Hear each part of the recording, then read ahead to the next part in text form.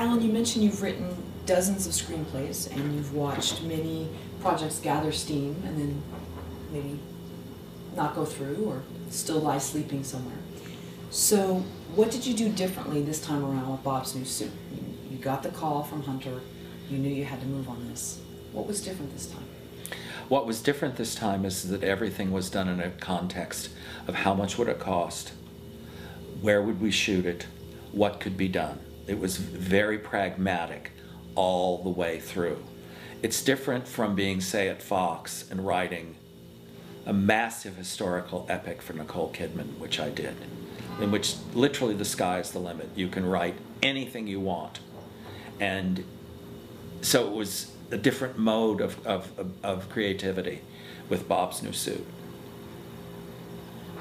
So why do you think that that was different? Just because you knew there were parameters in terms I knew of that it had to be limited, that it was also, it's a huge production. I mean, it was much bigger than any of us realized. It was the second day of shooting, it was, oh my God, this is so big. I mean, and it was hardly, although it is a small indie, it certainly wasn't in terms of production or in size of cast and in number of costumes and locations. And but how much is it going to cost? How much is it going to cost? How much time do we have? How much time do we have?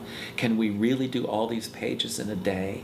Can we really get this shot? Let's cut that scene. Let's cut this scene in half. That's very different from the resources of a studio that wants to make a tentpole movie with a major film star. So your advice to another filmmaker who maybe have had several things fizzle out in the past or gotten close, what would you tell them to really push it? Maybe they've said, you know, this time I really want to do it. It's almost like a relationship. You get close, it doesn't work, you back off. We're buying a house, you get close, and you pull out of escrow. So what do you tell a filmmaker that maybe has gone through the same thing? I'm going to tell a story. Through Bookworm, I met Susan Sontag. And I was having dinner with Michael Silverblatt and Susan Sontag. And at that time, I'd had about 25 films fall apart. And she said, "Hasn't this broken your heart?" And it shocked me because she was right, it had broken my heart. She said, "You must go home and immediately start something that only you love, that only you want to see." And I did. I'm going to revisit that same screenplay now because I couldn't get it financed. Then I almost did, but it changed my career. It changed my writing, which is what I needed to do.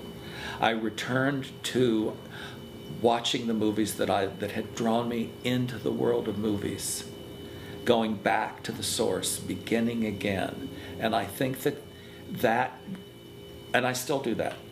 You know, I still do that. I watched Rules of the Game again, which is a Jean Renoir film. It's probably among my 2 or 3 favorite films. I've seen it several dozen times. I watched it again in January because I needed that stimulation of returning to what it is that I really love and care about. Because only that, I think, will give you the energy to move forward.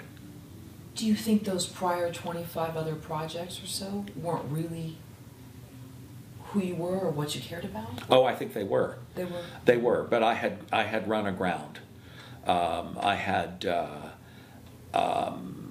you know, when you lead a creative life, you lose your way from time to time. It happens to everyone. And that was, the Sontag conversation reawakened me at a critical time in my life.